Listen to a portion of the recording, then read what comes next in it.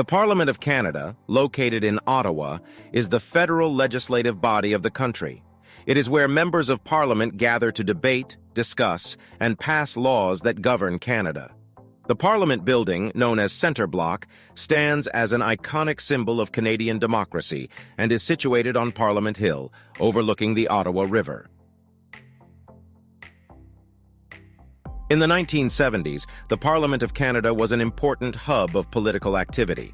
The era saw significant events and debates that shaped the nation's history. For instance, the introduction of the Official Languages Act in 1969, which recognized English and French as the official languages of Canada, continued to be a topic of discussion during that period. Parliament Hill itself was a bustling center of activity. The grounds were often filled with people from all walks of life, including tourists, protesters, and locals. The atmosphere was one of both political seriousness and civic engagement. Visitors would come to witness parliamentary proceedings, explore the beautiful architecture, and enjoy the scenic views of Ottawa. Guarding the Parliament buildings were the iconic ceremonial guards, known as the Canadian Parliamentary Protective Service, CPPS.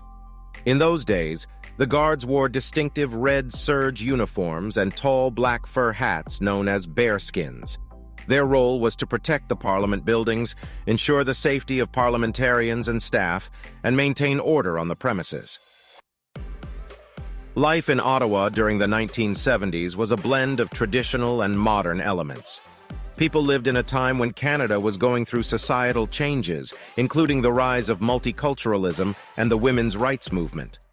Ottawa itself was a vibrant city, with a mix of government employees, students, and residents who enjoyed cultural events, recreational activities, and the beauty of the surrounding natural landscapes.